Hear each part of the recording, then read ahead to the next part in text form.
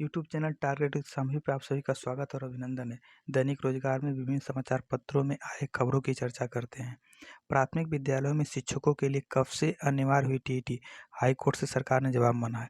Allahabad high court ने उत्तर प्रदेश सरकार से पूछा है कि प्राथमिक विद्यालयों में शिक्षकों की नियुक्ति के लिए शिक्षक पात्रता परीक्षा कब से अनिवार्य हुई, इसकी जानकारी सरकार मुहैया कराए। कोर्ट ने इस बारे में याची और सरकारी अधिवक्ता से पूर्व में निर्धारित किए गए कानून का विवरण जानना चाहा। यह आदेश न्यायमूर्ति मनोज मिश्र और न्यायमूर्ति विकास बुधवार की खंडपीठ में यूपी सरकार की ओर से दाखिल विशेष याचिका यूपी सरकार बनाम मुहासिल अली खान और अन्य पर सुनवाई करते हुए दिया गया। मामले में यूपी सरकार ने एकल पीठ के फैसले को चुनौती दी थी।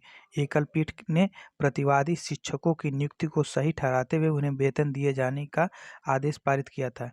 यूपी सरकार की ओर से पेश हुए अधिवक्ता रामानंद पांडे ने तर्क दिया था कि मुरादाबाद के वित्त पोषित प्राथमिक विद्यालय में प्रतिवादी शिक्षकों की नियुक्ति संसद की ओर से पास किए गए बिल शिक्षा के अधिकार के तहत राष्ट्रीय शिक्षक पात्रता परीक्षा एनसीईटी की ओर से 23 अगस्त 2010 को जारी अधिसूचना के बाद हुई। प्रतिवादी शिक्षक अगस्त 2012 में नियुक्त किए गए। उस समय एनसीईटी की ओर से जारी अधिसूचना पूरे देश में लागू होने के साथ प्रदेश पर बाध्य थी, लिहाजा यूपी में भी उस समय से जरूरी कर दिया गया था। उस समय प्रतिवादी शिक्षक टीईटी पास नहीं थे, लिहाजा ये बतौर शिक्षक नहीं नियुक्त किए जा सकते थे। इनकी नियुक्ति अवैध है, इसलिए बीएससी मुरादाबाद ने इनके आवेदन के अनुमोदन को मना कर दिया। एकल पीठ ने 20 जून 2022 को अपने आदेश में इन तथ्यों का ध्यान न देते हुए एकतरफा आदेश पारित कर दिया था। जवाब में प्रतिवादी शिक्षक की अधिवक्ता की ओर से तर्क दिया गया कि यूपी सरकार ने प्राथमिक विद्यालयों में शिक्षकों की नियुक्ति की अनिवार्यता के लिए 8 अप्रैल 2013 को शासनादेश जारी किया था। प्रतिवादी की नियुक्ति उससे पहले हो चुकी है। अब बात करते हैं हम उत्तर प्रदेश लोक सेवा आयोग की। उत्तर प्रदेश लोक सेवा आयोग ने पीसीएस 2011 का कट ऑफ जारी कर दिया है, जिसमें श्रेणीवार अभ्यर्थियों का कट ऑफ जारी किया गया, जिसमें एसडीएम के 52 पद थे और आरक्षित की कट ऑफ 976 अधिकतम और न्यूनतम 898, ओबीसी 896 अधिकतम 879 न्यूनतम, अनुसूचित जाति 305 अधिकतम 851 न्यूनतम, पुलिस अधीक्षक डीएसपी अनारक्षित 894 अधिकतम 888 कम, ओबीसी 873 अधिकतम 862 न्यूनतम, अनुसूचित जाति 843 अधिकतम 836 न्यूनतम, अनुसूचित जनजाति 793 अधिकतम 793 न्यूनतम।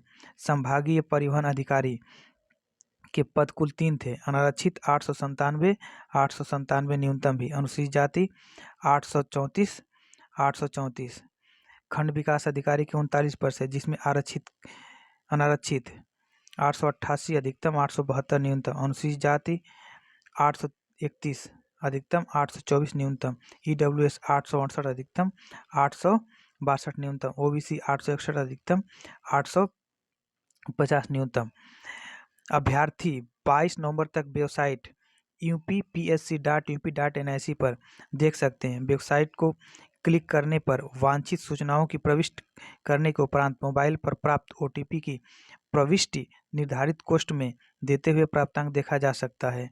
अब बात करते हैं लोक सेवा आयोग की एक अगली भर्ती से, जिसका साक्षात्कार होना है। इसके द्वारा सूचित किया जाता है कि उत्तर प्रदेश के विभिन्न विभागों में सीधी भर्ती से संबंधित विभिन्न पदों के साक्षात्कार संबंधी सूचना निम्नलिखित है। विज्ञापन संख्या 02/2020-21 उच्च शिक्षा विभाग उत्तर प्रदेश में असिस्टेंट प्रोफेसर जंतु विज्ञान का साक्षात्कार 23/11/2022 को कुल 5 पदों पे होगा। वहीं संस्कृत विभाग उत्तर प्रदेश में मुद्रा शास्त्र अधिकारी का साक्षात्कार 23/11/2022 को होगा, जिसमें 1 पद है। आगे हम बात कर लेते हैं बिहार पीसीएस की। बिहार पीसीएस ने अपना 67वीं प्रारंभिक परीक्षा का रिजल्ट जारी कर दिया है। आप उसकी साइट पे जा करके आप देख सकते हैं, जिसकी कट ऑफ भी नीचे दी गई है, जिसमें अनरिजर्व की cut off 113, unreserved female 109, EWS 109, EWS female 105, SC 104, SC female 93, ST 100, ST female 96, EBC 109, EBC female 102, BC 109, BC female 105, BCL 103 और अदर जा कर के साइट पे अपना रिजल्ट देख सकते हैं। अब बात करते हैं हम SSC स्टेनोग्राफर की। 62% ने छोड़ी ग्रेड C और D की परीक्षा। कर्मचारी चयन आयोग की ओर से स्टेनोग्राफर ग्रेड C और ग्रेड D भर्ती के लिए गुरुवार को परीक्षा हुई थी। 38% अभ्यर्थियों ने परीक्षा दी, जबकि 62% ने छोड़ दी। परीक्षा में यूपी और बिहार के 85,486 अभ्यर्थी पंजीकृत रहे। शुक्रवार को 18 शहरों में 86 केंद्रों पर परीक्षा होगी।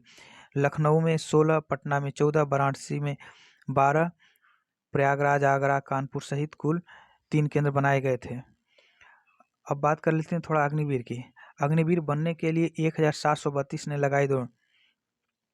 सेना में हो रही अग्निवीर बनने के लिए भर्ती रैली के दूसरे दिन बृहस्पतिवार को 1732 अभ्यर्थियों ने दौड़ लगाई। तकनीक श्रेणी में हुई इस भर्ती रैली में 8 जिलों के अभ्यर्थियों ने प्रतिभाग किया था। वहीं मेजर जनरल मनोज तिवारी ने गुरुवार को भर्ती रैली का निरीक्षण कर व्यवस्था का जायजा लिया और अधिकारियों को तमाम दिशा निर्देश दिए। आज शुक्रवार को प्रतापगढ़, प्रयागराज, रायबरेली, संत कबीर नगर, बस्ती जिले के अभ्यर्थी शामिल होंगे।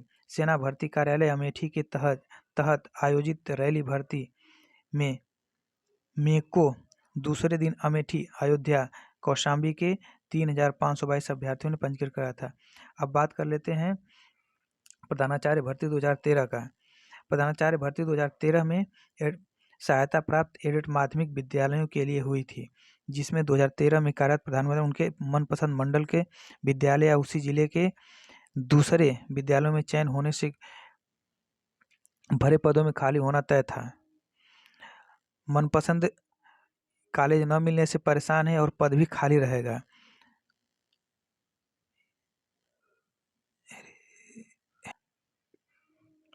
ऐसे ही वीडियो पाने के लिए चैनल को सब्सक्राइब, लाइक और शेयर करें। धन्यवाद।